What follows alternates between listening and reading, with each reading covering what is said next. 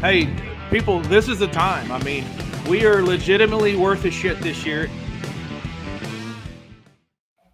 Oh, come on in, ladies and gentlemen, boys and girls, outsiders of all ages. It's the Monday show after the Super Bowl. You can only do it one time, once a year. It's like the old thing with Daffy Duck when he swallowed all the dynamite and then blew himself up. You can only do it once. There's only one day a year where it's that Monday after the Super Bowl, and you just clean it all out and talk about everything. We will do that tonight. First and foremost, we want to give a shout out to our man, Jason Dick, who's not with us this evening. There is something going on with a pet in Jason Dick's life. We are all animal lovers around the Outsiders, and we all get connected to our animals. So we do wish Jason's animals all the best. I was texting with Jason all day. He was back. He was so excited to come on and make fun of me and having to chug a Four Loko or drink a Four Loko. He was thinking that it should be chug. And then his dog, he sent me a picture, like something went wrong this weekend with the groomer or something, and the dog is having to go to the vet like now. Yeah, that's okay. Yeah, emergency's bad enough. Emergency vet is in ways even worse. We hope that the dog's going to be all right. Go take care of your dog. He said, I can read you. His exact quote was, "Can you please make sure and not fire me before you drink the Four Loko? I've been looking forward to it." Yes, we'll get to the Four Loko. Don't worry. Everybody's looking forward to the Four Loko. We'll tell you that full story as well. So get well to Jason's dog. We hope everything is going to be all right there. We remind you, it is the Outsiders, brought to you by Poncho. There's Colt in a Poncho shirt. I even got the QR code thing figured out. Look at there. There's Colt over there where he needs to be, wearing the sunglasses, nice and big with the picture for you so you can see it all. The camo stuff. You go check out all the great designs they've got, all the great styles at ponchooutdoors.com. The Outsiders are here in the T formation. Your upper right is the quarterback, the Mach 5. It's Chance Mach. He's going to talk some Super Bowl. He's a Bills fan, which means he's an AFC guy. What did he think about Patrick Mahomes getting another one? We're going to find out. Your upper right is the country gorilla, Bo Edge, also an AFC guy, still clinging to Titans fandom. It's shaky, but he's still sticking with them, even though they hired – who is their head coach? Who is it now? Who'd they get? Callahan. Say it with pride, Bo. Say it with pride, Bo. Bill Callahan's kid. I'm defeated. At least you didn't get the dad. I'm a Cowboys fan. I just got Mike Zimmer back for like the 5th time. That's a good thing. He wins. Yeah, he's actually pretty good. I got a guy who his claim to fame is he got Jake Browning ready for the playoff. Oh, wait, no, he didn't. Like, he's yeah, that is true. We will talk some Super Bowl 58 this evening, and congrats to the Kansas City Chiefs. There's only one helmet left at the top of the Hall of Helmets, and the 49ers helmet is facing the wall trying to figure out what happened. Chance Mock, what happened to Kyle Shanahan and the Niners last night? What happened is they ran into Patrick Mahomes. No, look, it's really this simple. They got to the Super Bowl. Were they the best team on paper? They were the best team on paper in every playoff game they had. However, they were able to get away with it against Green Bay. Being able to get away with it being if Green Bay catches one, if not two of the 3 passes of Brock Purdy's that hit DBs in the hands that they dropped, that's a different ball game.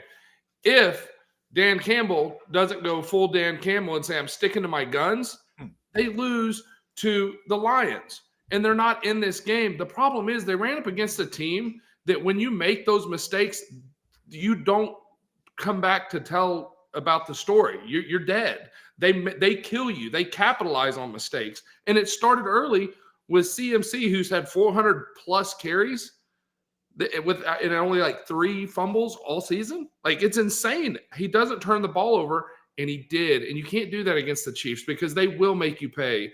And that's just a fact. But Chance, and you've known me, and going back to the radio days, I've said the same thing in air quotes since I was in front of a microphone. Coaching matters. Yeah. Every single time, like every time people want to diminish the role of a coach or be like, well, he's just got better players. Coaching matters. There's a reason that the same few guys hold trophies more than the other guys, and it's not just always because of superior talent. Andy Reid, I'm sorry, I know Kyle's a Longhorn, and that's right. Andy Reid outcoached Kyle Shanahan on Sunday night. He didn't get flustered in certain moments where Kyle did. And it's a mistake that a lot of these younger coaches make. This isn't specific to Shanahan. Sarkisian made the same mistake, in my opinion, in the playoff game. And a lot of these younger coaches make this mistake. They try to outthink the other side. They make it an intelligence battle and try to get smart on it and get crafty and try to flip it around and be like, oh, you think I'm going to do this? Well, I'm going to show you I'm going to do this. The best, the Belichicks, the Sabins, and to be honest, he belongs in that area. Andy Reid didn't deviate at one moment until they went in at half. He made some changes, but it wasn't reactionary changes like, oh, this is what you want to do? Okay, here's how we're going to do it the other way. They didn't. They put a plan together for 2 weeks, and they stuck to it all the way till the end. Well, but I think you have to realize, too, and you mentioned Belichick, and this is what he says in this documentary with him and Saban, and I love it. It's fascinating. And he's talking about how he gets on an airplane after a loss. And these guys are sitting there looking at their iPads, and they've got all these statistics and everything else. And Belichick stops in the middle of the aisle and goes, guys, it's blocking and tackling. We didn't block and tackle. At the end of the day, those guys that win a bunch of them, they're really, really good at the very basics of football, and they don't get away from it. Like, that's the thing. And Bo, you're right. Like, he never panicked. I mean, I would like to say for 1 minute last night, I was actually a Taylor Swift fan because I feel like there was some real – I don't think it was acting. I think it was neat for her to get to watch somebody else, because somebody who spends their entire life with everybody in awe of them, for her to be able to be a spectator, I thought was cool. But I thought the Travis Kelce moment with Andy Reid was absolutely horseshit on Travis's part. He can get whatever point he wants across. You don't bump into the coach like that and do it on that platform. But it shows how good Andy Reid is. He didn't overreact. He didn't let that get to him at all. He played it off because he didn't want it to be an issue. That's just one of the small things that he does. Well, that's a very astute point, because a lot of coaches would have flipped their shit right there on the sideline, or Absolutely, put Kelce on the bench, or taken his helmet away, or whatever. There's a time and a place for that discipline, but it wasn't in that moment, because if he'd have overreacted, Mahomes wouldn't. Mahomes is made of ice. Like, literally, he has ice running Except for through when his Josh veins. beats him and he cries about the officials, you mean? Well, I think he that got was the on last the laugh on that one. Yeah. Josh is watching it from his golf course couch. But It's not a bad couch either. no, it's not. And I'm jealous of the couch. So I called it out by name. But Reed didn't deviate. And case in point, I'm like, look, there were some flukish plays. The Ray McLeod, it was not a muff punt. The damn thing hit the blocker. He had to go get it. He had to try to make a play on it, and it was a reactionary play, and he just didn't get there. So in the moment, there are people like, why would he try to field that? He didn't. Like, he was actually making a very intelligent move to try to get that ball once he saw that it had clearly hit his guy's foot, and he was in the best opportunity. Those freakish type plays happen. But when I'm saying Kyle got out-coached, you had something that was working, period. They were running the ball against KC. Maybe not in big chunks, but McCaffrey was getting 4, 5, 6 yards a clip and doing what we talked about before the game. Control the clock, control the momentum, keep it on keep the ball. Well, when asked about it after the game, it was alluded to that McCaffrey was getting a little tired because he ended up with 23 carries or 22 carries. Well, you know what? At that moment, if McCaffrey's tired, then put Eli Mitchell in for a couple plays and still run the ball. Like, it was like, oh, McCaffrey, because they had that sudden change and McCaffrey went right. He's like, he was tired, so we tried to throw it. No, if your game plan is to run it, you have to use your other weapons. Yeah, totally agree. But that's what's astonishing, though, about the way that the 49ers are built, and not to make it about the Bills, but you can go to any in the league. I mean, Jimbo Cook is the Bills' top running back, but there's a reason that they have the Leonard Fournettes and the guys behind him, because they wear Christian McCaffrey out. And he may have only had 22, 23 carries.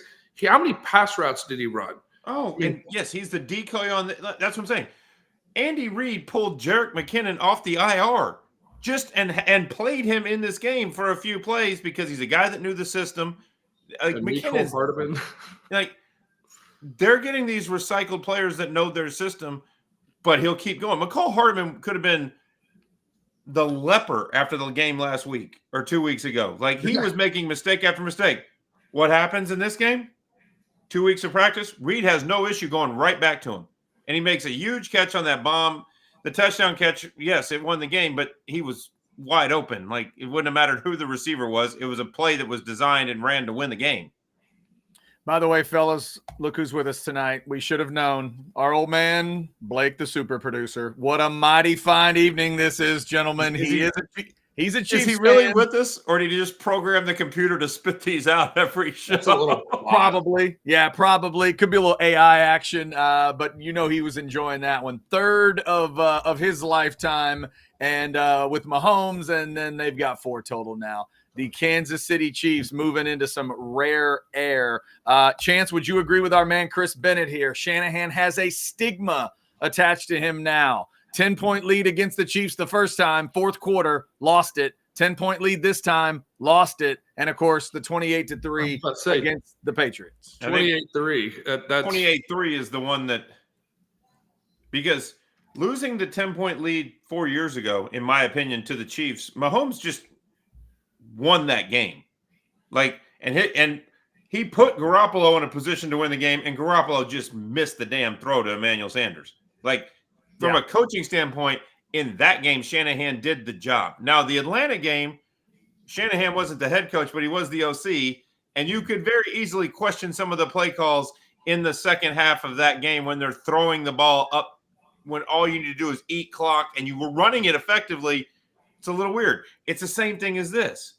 They were running the ball effectively, maybe not super effectively, but they were moving the sticks and they were eating clock. And then you get to the second half, and it's like, oh, they made a couple of adjustments. I just want to throw it. That seems to be Shanahan's de facto fallback in these moments. He wants to throw. He wants to run the plays that he thinks are really look good on a whiteboard. But they just don't translate in the fourth quarter of a Super Bowl. I'll tell you what, God help us all if he ever finds the quarterback he's dreaming of. Chris Bennett. No doubt. What's up from Washington State? Chris Bennett, we hope you're having a good evening. Our man Sandman checking in with a yo. And our man Sal reminding us he is a true outsider from New York City. Oh, there's the new guy. Stevie. What's his name again? Stevie. Look at Stevie. Man, that is a handsome dog right there. It's like the Lion King. Oh, Cut on, each him. Yeah, he just got out of the bath, so he's wet. My son just brought him down to me. So what a pretty one! I love those little Frenchies, man. Those are great. I've always loved the Bulldogs, Old English, the Frenchies. They're great little dogs. Oh, he is so cool, and he's so he's slept through the night every night since the day we got him. It's the damnedest thing I've ever seen. Now, does he have with that face? Sometimes there's snoring that comes with it. Do we have some snoring yet? Oh God, yes. He snores like an 80-year-old man. That's the one thing about the punch-in face dogs. You got to get a little bit of that. Stevie. It was great. The first night or the first morning, Cash gets him up at 7 and comes downstairs. It's Saturday morning, and I'm like, "What are you doing? The puppy get you up?" He's like, "No, I thought I was supposed to get him up and feed him." I said, "No, you got to train that dog." So then Sunday morning, dog slept till 9:30 in the morning, and I was like, "Dude, you got to go get him up." He's like, "I thought we wanted to train him, Dad." I'm like, we're training like a slob here." Training him to be a sloth and not a dog. I don't know if your younger brother is listening, but this isn't the Trevor Mock dog training program. No. No, that's right. No, this is not. A couple of other good chats coming in. Our man Blake back in saying Trent McDuffie made the play of the game on the disguise corner blitz. Third down at the end of the fourth quarter. That was a damn good play. I don't like talking about Trent McDuffie at all because that goes back to the Bills' Kyer Elam pick, and the Chiefs jumped him to go get that pick.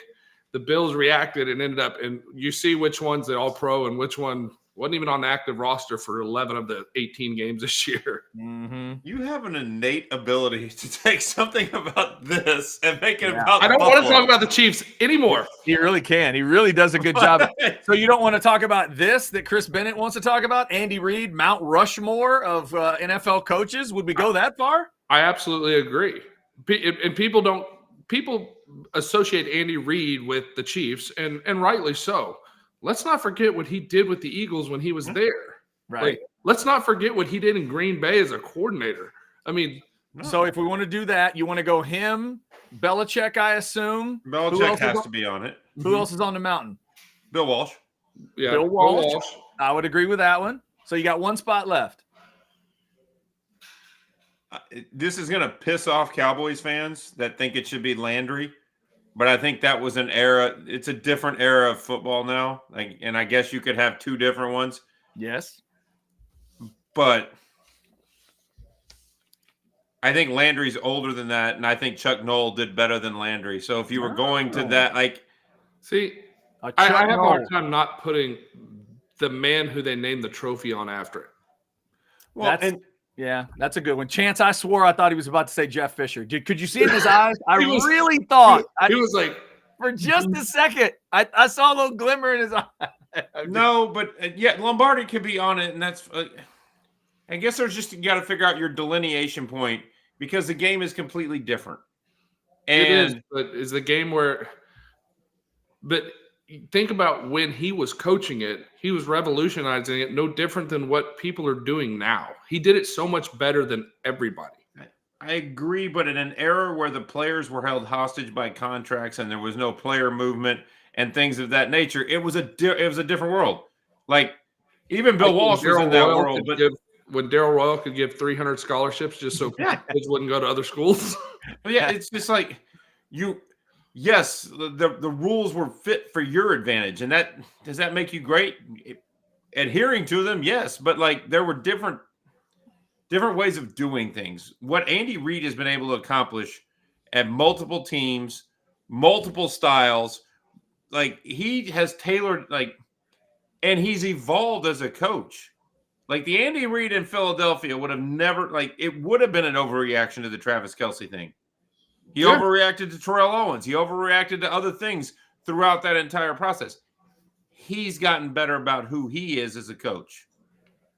By the way, it was interesting to me, guys, that nobody caught the moment of apology because apparently they did come back together pretty quick after that. Reid went back to him. Kelce apparently immediately apologized and hugged they had the man hug. They hugged it out and they moved on. But for some reason, we didn't see that part. We just saw the front end and the sort of flip out of it. But I agree with y'all that you could tell those two knew each other. They know each other well enough that one of them could get fired up a little too much. And Andy afterwards said, look, I wasn't mad that he did what he did. I was mad because he caught me off balance. I got this old hip and I thought I was going to fall down. Thankfully, he didn't knock him down. Let's not like Andy Reid is some, frail pushover. The dude played defensive line. Have you seen or offensive line? He was a lineman at a high level. The guy can handle himself. It's a tough man to knock over too. Yeah, you're right. If you haven't Googled Andy Reid punt, pass, and kick, oh God, it might be the greatest thing I've ever seen in my entire life. 73, right? He looks like a 25-year-old grown man with these little 8-year-old kids. It's the funny. Now his throwing is pathetic. Chance, it's funny you said that. They played that a couple weeks ago, and I'd never heard the fact that he was wearing an actual player's uniform. Did you know that part?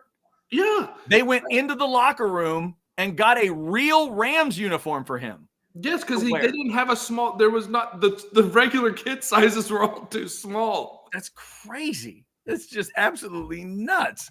Let's see. We got some other good chats rolling in tonight. As you can imagine, our man Blake just wants to throw stats at us. Spagnuolo becomes the first coordinator, OC or DC, to win 4 Super Bowls. I guess I didn't realize that. Blake, congrats to your Chiefs for that one. We got a Lombardi and a Chuck Noll in the chat for the Mount Rushmore of coaches. Andy Reid getting his third certainly was huge. Also, guys, y'all were mentioning the receivers making plays. And it was a great testament to kind of just continuing to work at it. You continue to believe in your guys. Chance, I thought you'd like this one as a quarterback. Do you hear Mahomes after the game say that when they asked him about Hardeman and Valdez-Scantling and everything, and he said, I knew those guys would be ready because for the last, he said, month, 2 months, he said, every time I go to lunch, they're out there catching balls. He said, I knew they'd be ready. Well, you knew they would, because that's what happens when you have a quarterback of Patrick Mahomes' caliber. You want to work because you don't want to let him down, because you know he's not going to let you down. That's just not going to happen, and it drives you so far. I think there's a lot of trust in that Chiefs locker room, even though you could see the frustrations, and obviously you had the Kadarius Toney thing, and the Sky Moore drops early in the season, and the Mecole Hardman had his deal 2 weeks ago. Like, it's been all season long. Even Kelsey has had a case of the drops throughout the season. Playoff Kelsey showed up when playoff Kelsey needed to show up in all three of these last 3 games, which is why he's a first ballot Hall of Famer, and why he had the most receptions in playoff history. Yes. I Over didn't know Jerry anyone Rice, over all of them. Did y'all even know anyone was close to Jerry? I know Blake, the super producer, knew. The Chiefs fans knew. I didn't know that. They showed the list. Edelman's like 118 in third place. It really is I did not realize it was a 2-horse race between Jerry Rice and this guy. Like, that's just remarkable. More catches chance than Jerry ever, and more touchdown catches in the championship game round than anybody, and he just passed Jerry in that. And he ain't done yet. Like, we joked about it, like him and his brother walking off into the sunset. You could tell the way he was contorting himself. He wants the 3. Yep. His like from a sheer I'm better than you pride. Like, Kelsey knows that if he gets the 3rd, for him, like if him and Patrick get the 3rd, it literally does put him at the top of the tight end list. Yeah. Well, not only will he have the stats, he'll have the rings to go with it. Because they'll have done something that every one of those other back-to-backs just couldn't finish. Like, if you go back and watch those old Super Bowl films, generally when they're winning their second one, somebody on the sidelines gets caught on NFL films talking about a three-peat. I saw it the other night with Roger Craig, Super Bowl 24, wanting a three-peat, but they couldn't do it. None of them could do it. But this is a team. This is the next team that gets to try. But think about this, though. And I mean, I hate to point out the obvious, but the thing that is common with every one of these dynasty type franchises is they all have a great coach, a great quarterback, and a great tight end. Pretty much all of them. Like, you can go with the Brady, Gronk, Belichick. Mm-hmm. You know, you look at what they've done with Mahomes, Kelsey, and Reed. Like, it's so easy when you've got those pieces, because they kind of run everything, right? Like, anybody that wanted to say, you know, how much, and Tyreek is great, because we saw what the Dolphins are when Tyreek's not on the hill, even with Jalen Waddle out there, right? Like, you know what an impact player he is. But I think it speaks a testament to Kelsey is when they played bad is when he was non-existent in that offense. Like, that offense is good as – don't let anything I'm saying be like I'm taking away from Mahomes, because I'm not. But what I'll say is Travis Kelce is the linchpin and the key that makes that offense work. Well, and I know we got to run a commercial at some point, so, you know, we can get paid and all those things. But what's also something that I didn't realize until you just said that, but you start to think about the great dynastic type teams. Their quarterbacks were leaders, but they didn't have to be the star of the show. Like, Brady was Brady, but there were multiple times where they won where Brady did his thing but wasn't outspoken about it. Mahomes isn't outspoken about it. They always had somebody, and with the Patriots teams, it was kind of Gronk or Kelsey or some of these other guys. With the Cowboys, it wasn't Aikman, it was Irvin. Like, they had a front man, almost like a hype man, that was one of the better players, but the quarterback didn't have to fill that role too. Like, and you see that with some of these other franchises where they're so set on making money and doing things of that nature that the quarterback has all these other responsibilities. And can't, like, yes, Mahomes is on commercials and all those things, but Mahomes' responsibility to his team is to lead it from inside. It's not necessarily outside. I promise you that. Huh? I said his job on that team is not to lead them in working out. I can guarantee that. Yeah. That dad bod picture was awesome. Yeah, if there's one thing we're learning about how you get on the Mount Rushmore of starting quarterbacks in the NFL, it is not from the weight room. That's not where it happens. It doesn't happen on the ab machine. It happens in other places. Bo did mention it. We do need to get some of those great sponsors in. In fact, everybody just focus on Bo's hat as we get you a little more about Covert. Other vehicle says Texas proud more than a Ford from Covert Ford of Austin. Deeply rooted in Texas history, the Covert family has taken great pride for over 114 years. That's why you can always depend on Covert Ford to deliver the best customer experience and a superior selection of new Ford vehicles. Shop online at covertford.com.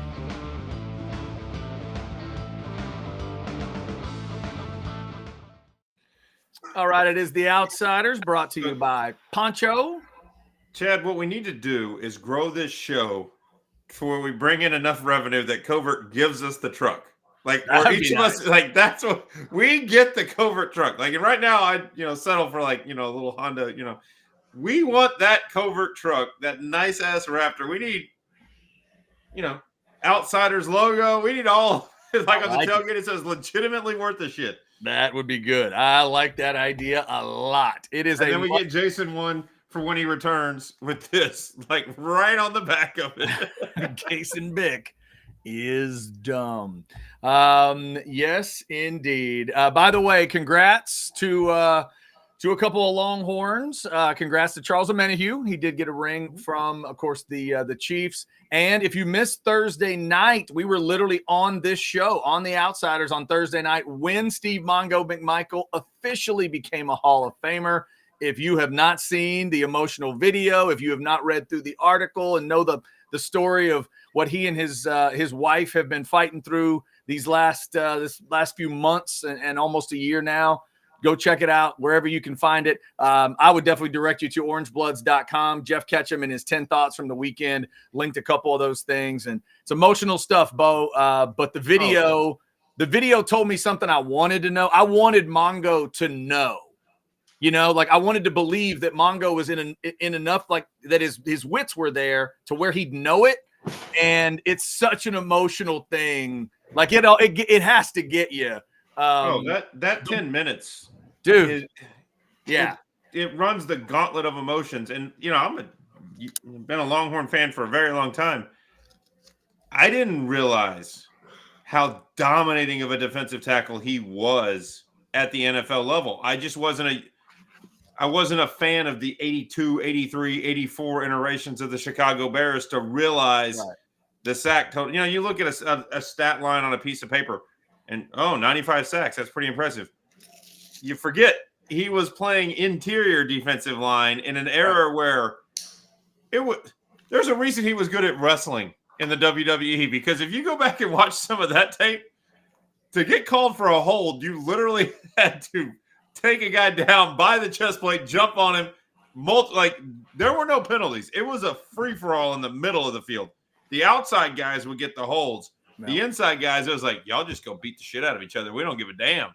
Yeah. No, it's some incredible numbers, and he had been overlooked for too long. Thankfully, he's a part of this class, and then we'll see in August if you haven't seen the story, go look it up. He and his wife are going to maybe think about trying to get him to Canton to witness the event. So we'll see. We're keeping our fingers crossed for you, Mongo, and congratulations for getting in the Hall of Fame. Congrats to all the Hall of Famers from last week as well.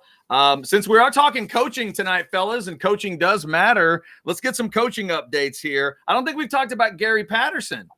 No, we hadn't mentioned that one. Gary Patterson trying to really just piss off TCU fans in a whole different way. First, he puts on y'all's burnt orange to piss off the folks in purple. And now he's just turned the other way and said, you know what? Let me go hang in Waco for a while and throw on the green and gold. Wow.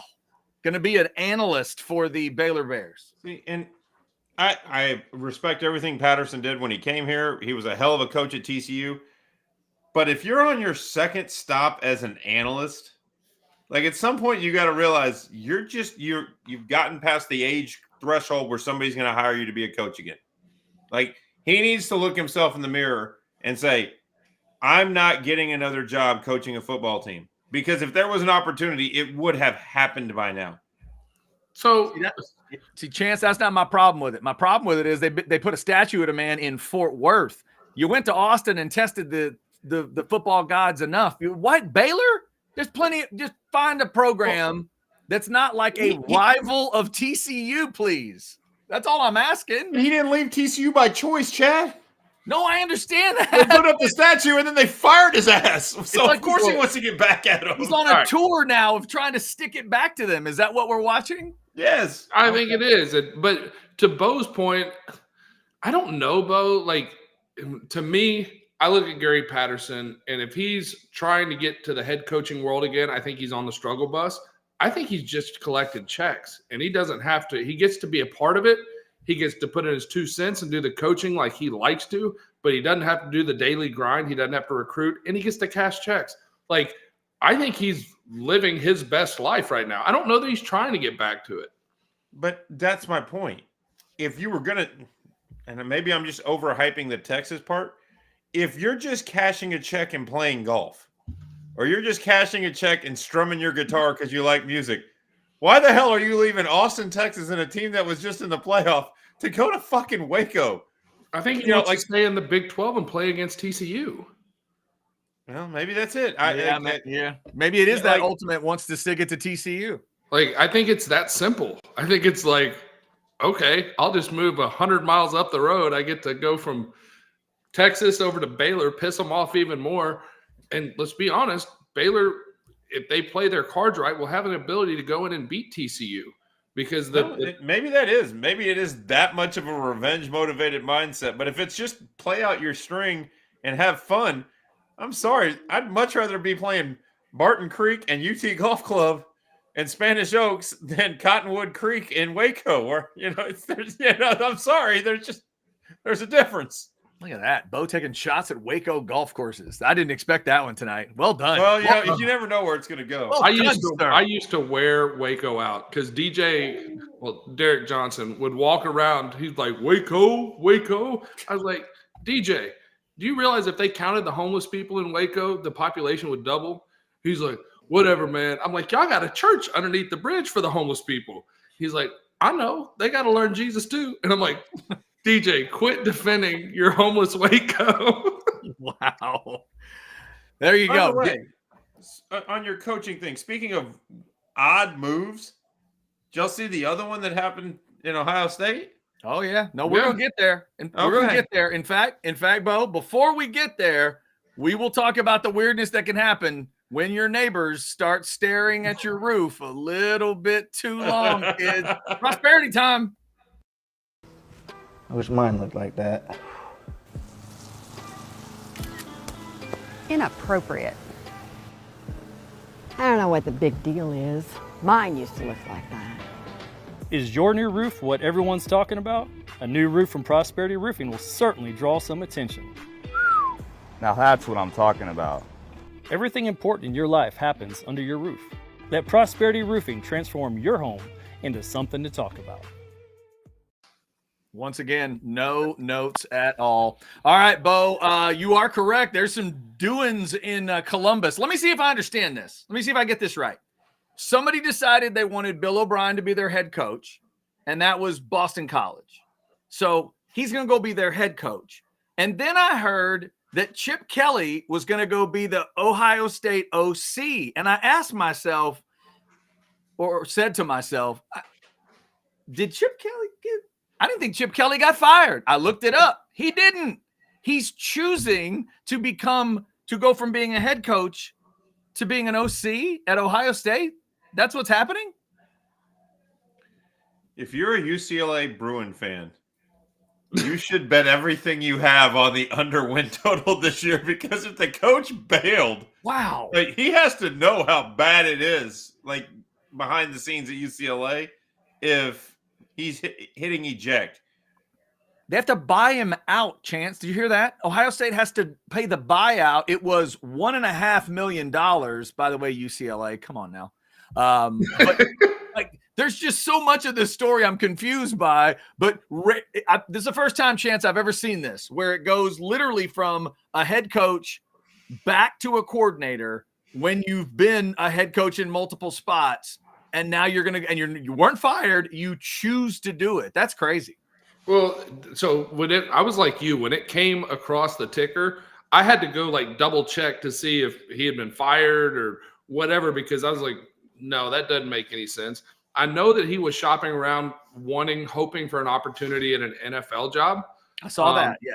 I know that opportunity was there. Maybe he's like Bo said, it's a combination. He's looking at it and going, this is a dumpster fire, hit eject, go do my coordinator deal in a conference with the weapons that he's going to have all around him at Ohio State, and kind of pad that OC resume and not have to worry about the bullshit of being a head coach, if that's ultimately what he wants to do. And from what I read on it, he's only going to be the co-OC. And shame on Boston College. Like, do you not really, Bill O'Brien? That's the best you could do, BC. If there's ever been a more like fit of slow, methodical, boring ass shit like Boston College football, Bill O'Brien fits it like a glove. That is true. And did you guys hear who UCLA got to be their new head coach? Is it like a SpongeBob character at this point? I wouldn't rule it out. It's Deshaun Foster. He had been their running backs coach since 2017, former running back, and he'd been a coach. And his first coaching job in 2013, I think it was as like a grad assistant with UCLA when he came back out of the pros. Deshaun Foster is going to be the new coach at UCLA. Carolina Panthers running back? Correct. Carolina, and there's another team in the NFL. 2 teams in the NFL, and then got into coaching, and this will be his first head coaching job, I think, of any sort, and it's back to the alma mater. And he had just accepted a job to be with the Raiders as, I think, running backs coach. I think that's right. And it's not a bad move for him, but you got to think, if you're UCLA and that cord gets ripped on you that fast, how big is the coaching pool realistically? Like, that's a pretty surefire. I mean, look, we are what we are at this moment. Let's go get a guy who knows the culture, knows the alma mater. It'll be a cool hire. You're not making a splash, but it's a cool hire nonetheless. Yeah. He'll be able to talk to the recruits, but I think it's a safe hire for him. Well, I think it's a hire out of necessity, because whatever Chip Kelly isn't, he's still a name brand known commodity who has some skins on the wall, if you will, over the course of his coaching career. If he's bailing at this point, who are they going to get to come take that job? That's what I'm saying. Right. They had to hire from within, so they took the young guy, and they're like, if he fails, at least, he was young and inexperienced. UCLA is going to go to the Big Ten, and they're going to become a doormat. Like, they're literally going to become a doormat in the Big Ten. It boggles my mind. Yeah, it's a wild story. And you try to imagine if you're a UCLA, a recruit. I mean, obviously they just had the quarterback move that Kelly had brought in, and you bring it up, Bo. I mean, they're headed to the new conference, but boy, it just feels like there's no momentum at all. I think they've got is it LSU they're playing next year? Like they're scheduled. I think so. First year. They got to play. I think they got to play LSU and then either Ohio State or Michigan. I think UCLA plays next year. But man, that is a wild story. But can you think of a more historical program? And look, we at Texas, we have had some down years since 2009. There's no doubt. But a historical school with that kind of history that has been down this long. I mean, when's the last time UCLA was truly relevant? Truly. When Cade McNown had him beating our ass 66-3. I was going to say Richard Walton probably started the game last time that they were any good. Hey, there was a comeback win against my Aggies, but I would not call that I don't know that was any kind of golden era of UCLA football. It happened. But it's also showing you, and I think you'll see this over the next 2 to 3 years, the icons are, and I'm not saying Chip Kelly's an icon, but he was a very high reputation guy amongst his peers as being knowledgeable within college football and being able to run a program. He did it in multiple stops. The old school college football coaches are going to start bailing as quick as they can, like from these positions because of NIL and all the things that come with it. You're going to see an era of younger coaches taking over the sport, and all the old guard is going to move up to the NFL. That's why Cliff's trying to get an OC job. It's not just because UCLA's bad. It's because who wants to deal with that shit? Who wants to, like they're from this you tough it out mentality. You come here, you're going to be on the bench for 2 years. I'm going to mold you into the man that I want you to become. That era is gone. Like, there are rare exceptions, and I was reading on Orange Bloods about, some comments about Arch Manning, and Eli was talking at the Super Bowl about, Arch was being trained to put up with this for a couple of years and learn how to grow into things. That doesn't exist anymore. Like, now it's like, if you can't pay me and you can't start me, then I'm going to go find somewhere else right now. Did you hear the Tulsa coach, by the way, when he was talking about his NIL deal? No. Oh, you gotta check this out at some point tonight. But the Tulsa coach is talking about it, and he's reading a text message off his phone. And he's like, and the kid says to me, something about, I'm not asking for a bunch of money, blah, blah, blah, blah, blah.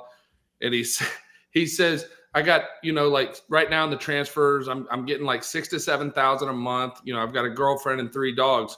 And he goes, my reply to him, first, get rid of the dogs. We'll talk about the girlfriend when I meet her.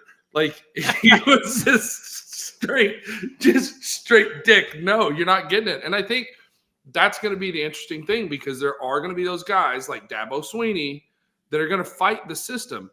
And if they can't hold on, the system's going to push them out. Yeah, I think you're right. By the way, fellas, just to verify, is from UCLA's schedule this year, at LSU in September, host Oregon, at Penn State. That's 3 games in a row.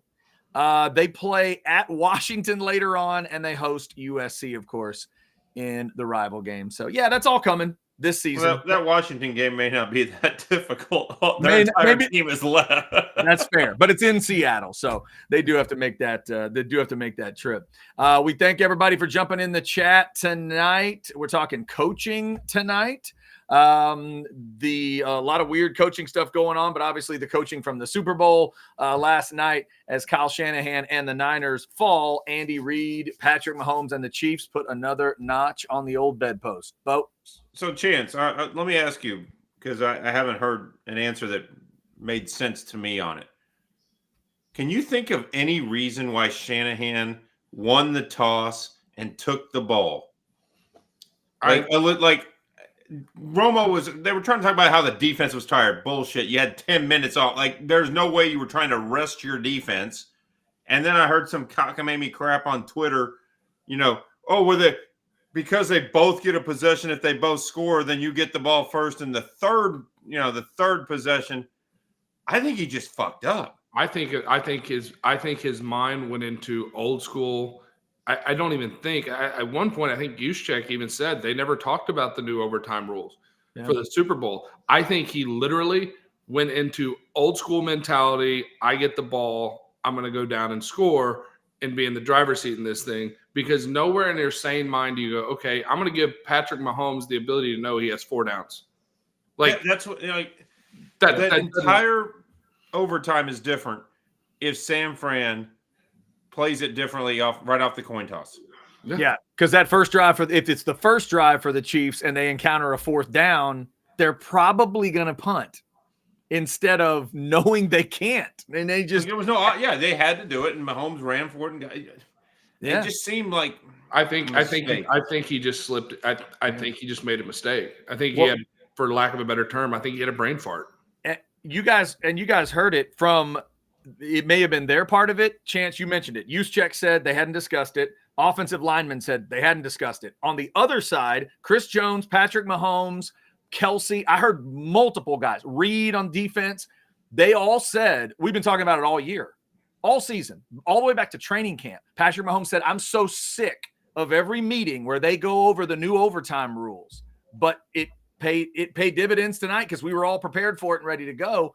The Chiefs also knew if the Niners had taken the ball and scored a touchdown, they were planning to go for 2. They were planning to go right back down the field, hopefully score a touchdown, and they had a 2-point conversion play ready to go. That was their way of dealing with it. And the Niners guys don't even realize the rule. So it was weird. Romo sounded a little confused on the TV broadcast. You guys might have done it where you were. I had to remind myself when we started, like, oh yeah, the new rule. And then how many teams from the 70s, 80s, 90s, 2000s era that lost overtime playoff games when they never got to touch the ball are like literally breaking their television going, why didn't you have this rule when I was in place? It can change the entire history of football. It's one of Mahomes' losses, fellas. Remember that one? Mm-hmm. There was the one Brady got the ball. He went and scored. Mahomes just stood there. It's one of his 3 playoff losses. Overtime loss to Brady, another overtime loss to Burrow, and a Super Bowl loss to Brady that was not close. That's it. So, yeah, Bo, there's a lot of guys. Brett Favre, I think, won, if I'm not mistaken, where he just stood there and watched one because of those rules. So, yeah, they Josh has had one.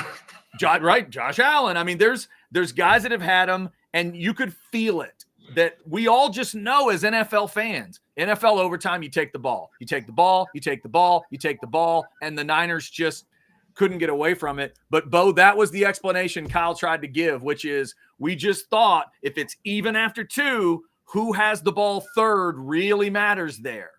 And I like the other argument. I like the not giving Mahomes an extra down, because anytime you give that guy an extra down, you're setting yourself up for disaster. Yeah. Think about how to stop him. Even if you get him, just as somebody, as a defensive guy, you get Patrick Mahomes into 3rd and 6 and you stop him. How excited you are. Like you made your stop. But then you're like, well, shit, I got to stop him again. You get 2 or 3 of those on a drive. Think about that. Yeah. Like their playbook is completely – it's hard enough to stop them in 3 plays. Give them a 4th. And we've been talking about the coaching mattering. It goes back to how the Niners bumblefucked the play that made them have to kick a field goal in their overtime. Like, how do you get to that position of the game and not put the ball in your best player's hands? Yeah. Like, it doesn't make sense. It's like that, what I was saying, you try to outthink the other guy, like, oh, they think we're going to McCaffrey, or they think we're going to Ayuk, or they think we're going to Samuel. And yes, Juwan Jennings had a great game and probably would have been the MVP of the Super Bowl if the Niners would have won it.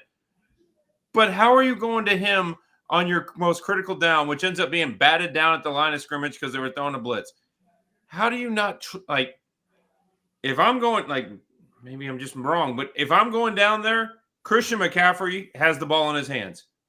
Well, whether it's a pass, a run, or whatever, I'm putting the ball in my best guy's hands and saying, get me 4. Well, but again, look at who you just talked about on the Mount Rushmore, Andy Reid. And when they needed a 4th down, who had the ball? Mahomes. He said, look, we're going to win or die with this guy. He's not known for being a runner, but to hell with it. I'm going to give my guy a shot. And if you stop him, all right. Yeah. Good By the way, for the 2 of you and everybody in the chat tonight, didn't that 4th down shotgun formation just have a little Vince Young feel to it? Like, did y'all have any thought that there was a throw, a run? I mean, that's all about trusting your guy and saying, hey, we know you're going to know what to do. If somebody's wide open, that's different. Yeah. But come on, man, go get us a yard. Yeah. It was either going to be Kelsey or Mahomes running it. Yeah. Like the odds of Patrick Mahomes putting that ball in the air to one of his receivers who have shown the capability of putting it on the carpet at any moment, and they didn't in this game, and that's great for MVS, and that's great for, Hardeman, who caught the touchdown. The whole world knew what was about to happen, and somehow the Niners didn't. Somehow the Niners were like, you're right. Oh, he could run it here. It's not flag football. Yeah, and by the way, Sandman throwing out a Super Bowl cuss word. It was very Pete Carroll of them. Yeah, they had to look, maybe it wasn't quite that distinct, but Bo, I've heard plenty of versions of what you're talking about of why aren't you staying with CMC a little more? Why aren't you going with with more McCaffrey? I'll tell you one of the worst moments of that game last night, guys. I just rewatched it this afternoon. One of the worst moments of that game for the Niners. End of the first quarter, no score. They'd had the ball for 11 of the 15 minutes. The Chiefs looked sluggish, Bo. They looked like they weren't quite dialed in. Second quarter, Brock Purdy's walking out on the field. There's no score because they didn't get anything out of that turnover. That's one of the worst parts of the game for them. And halftime, you're only up 7? It's not enough, fellas. It's not enough. Everybody knew. Chance Mock, you knew as a Bills fan, you knew 10-3 wasn't close to enough. No. Shanahan needed to be looking at 17-3 minimum at that point. It was just, it's too close. You can't do that against Mahomes. And Christian McCaffrey had 22 carries and plenty of opportunities out of the backfield. Christian McCaffrey was all over the place. But Shanahan, the one thing he did do creatively, genius-wise, was get the ball to Kyle Juszczyk in the first drive, so I could go ahead and check that box and know that the Four Loko was set. I was only going to have to drink one Four Loko for my ineptitude picking games during the playoffs. But how do you not run a play set? I'm sorry. Eli Mitchell, the couple times he touched the ball, looked like a miniature version of Isaiah Pacheco running like his life depended on it, like angry. How do you not have play sets where you have Mitchell and McCaffrey in the backfield? Man. Where McCaffrey can be the decoy and take the attention away, and he could have just ran a half-jogged route to the sideline, and he'd had 2 guys follow him. Yeah, like they were spying him. How do you How do you not get Eli Mitchell the ball more if McCaffrey truly is tired, which would make sense? He was getting the crap kicked out of him by a defense that was hitting him on every snap. Even when he doesn't get the ball, when he went out on a route, somebody was tagging him. I just don't understand, the thought process sometimes. Yeah. Now, Chance, Bo said it right at the beginning. I think it's a good way to say it, but we watch it way too much in the Super Bowl sometimes. The teams just outthink themselves. They don't want to go down as themselves. They want to go down as the smart, clever other version of themselves. But this particular team is known for that creative pre-snap run game. Mm-hmm. If I'm a Niners fan, I can live with losing as a nasty blue-collar run team. But that's not what Kyle Shanahan ultimately chose to do. No, and the interesting thing is, the reason normally that you have to get cute and gimmicky and do things is because you're outmatched. The 49ers were the better team on paper. Right. Really, They were the better team on the field. They just had to line up and execute. They just didn't have a 15. At the end of the day, that Chiefs roster is not half the roster of some of the other Chiefs teams in the last 6-7 years. The one difference is now they have 15, and it's 100% mature 15, not the kid that was there in 18, 19 that was just getting by on ability. Now he's smarter, and he's the leader. And he's proven that he's so unflappable. Patrick Mahomes bobbles a snap. No big deal. He walks in the huddle oh, we'll get it, guys. No big deal. Marquez Valdez-Scantling goes backwards for 10 yards and has Chris Jones flipping his shit on the sideline. Patrick's we're good. We're good. I'll get this. No big deal. It happens. Yeah, he is a cool customer. There's no doubt about it. Before we get out of here, we will tell you about what Kyle Juszczyk did for Bo. But first, Bo is going to tell you, all of you, what Rogue Shop can do for you. Tell them about it, Bo, because if there's any Niners fans watching tonight, they definitely need to mellow out. Scan the QR code, invest in FedEx priority shipping, use code OUTSIDERS to get a discount on your Rogue Shop edibles. CBD, they have whatever you need it for. Anxiety, just to have fun, to replace alcohol in your life, whatever you're trying to do, Rogue Shop has a variety of things they offer. They even have lollipops. They have the entire gamut. It's safe, it's legal, and it can be shipped right to your door discreetly. Rogue Shop is where it's at. Richard and his team have an incredible array of products. Hit the QR code and check it out. All right. Thanks to Rogue Shop for being a great partner of The Outsiders, brought to you by Poncho. We also want to remind you, Thursday night, it is a special Bo Pays Off the Bet edition of The Outsiders. And because Kyle Juszczyk had more than 4 yards receiving, it was 22 by the end of the game. 2 catches, I think, for 22 yards. Bo is only going to have to drink 1 Four Loko Warhead Super Sour version or whatever it is. And I think he has a friend that's going to do it with him.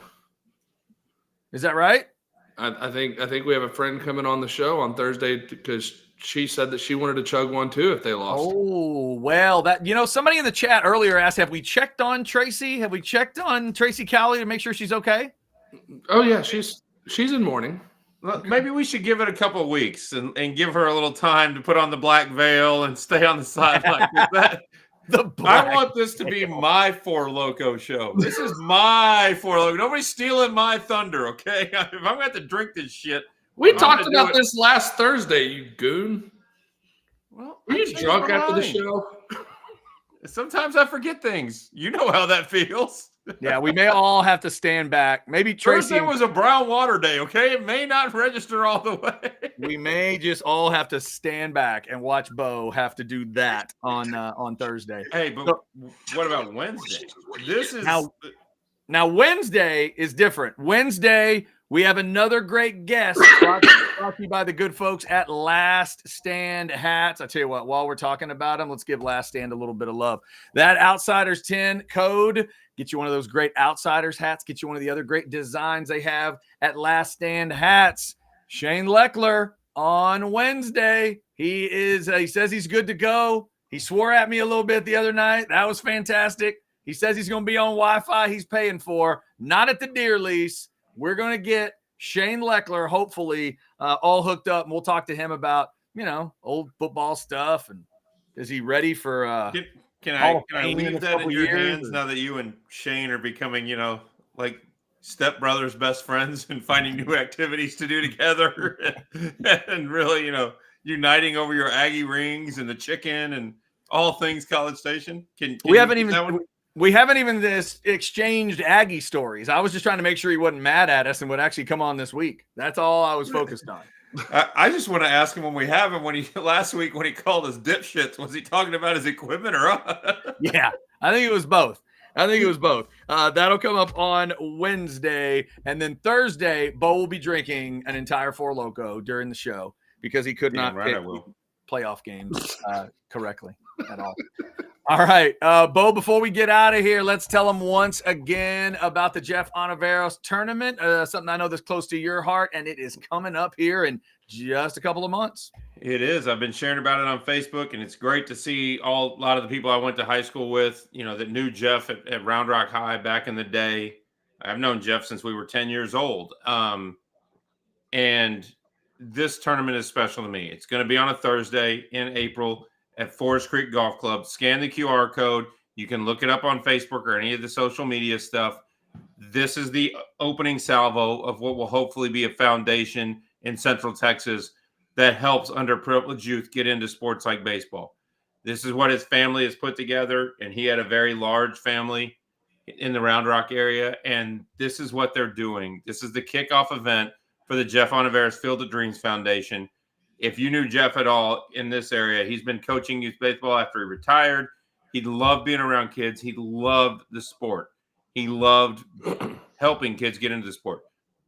Go have fun and play golf at Forest Creek and help raise money for the foundation to do that. All right, and shout out to that great cause. And also one more time tonight, it is The Outsiders, brought to you by Poncho. Check out ponchooutdoors.com for all the great styles, all the great designs. You want that camo print? You got some hunting trips planned? It's a great way to do it. Great fabric, great material. My mom will tell you that the wrinkles just come right out of it. Chance verified that. Got all kinds of good stuff going on. You don't have to worry about anything with that Poncho gear. Hey, ponchooutdoors.com. I have a surprise for you, Chad. Yes? When I put in our poncho order the other day, you have a new shirt coming. I do? You have a new T-shirt. It's a very nice logoed poncho shirt. I like a logo shirt. It's brown. Okay. And I'm only putting it in your hands. I'm not leaving it on your doorstep. I'm not putting it in your mailbox. No, you and I will meet in person, and I will put the shirt in your hands, along with your other apparel. But I ordered you a T-shirt. Nice. I appreciate that. There you talked about how much you like them and that your wife and kids steal them from you. So. They do. Now you're just going to have to hand it to me, and then I'm going to need to sneak in the house and put it in a special place where they have no idea where it is. So once you've worn it, it's not forsaken. They'll still take it out of your used clothes?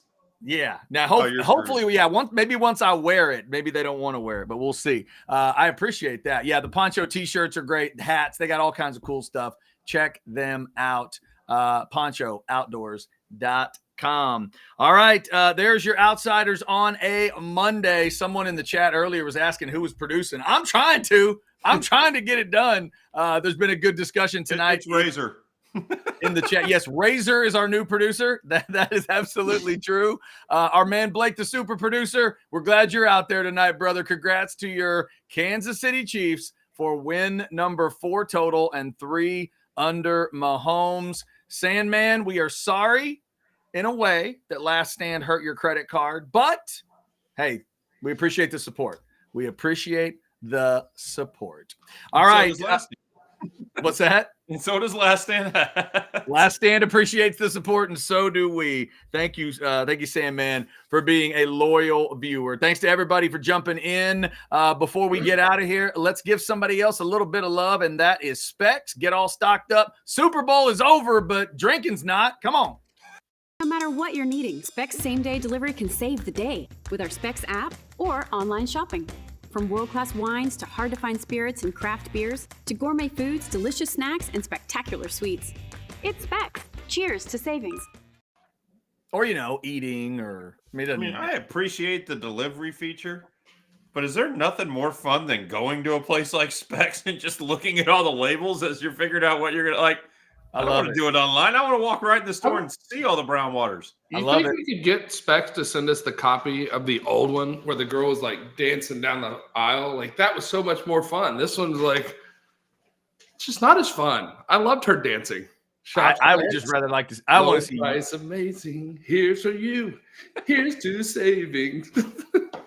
We just need Chance to do it every week. I think that's what we need. I think we got new ad copy right there. Can we get that done? We will reach out to the Specs folks and see if we can get the old commercial sent in for you. As you're learning to be producer Chad, clip that video and send it to Specs and say like, "Hey, do you want to run this on local TV? It's former QB Chance Mock. Here's to you. Yeah. Here's to Let's see if we can figure that out. All right, well, mark that. I say mark that like I know how to do that. I don't know. What the hell? I have no idea. All right.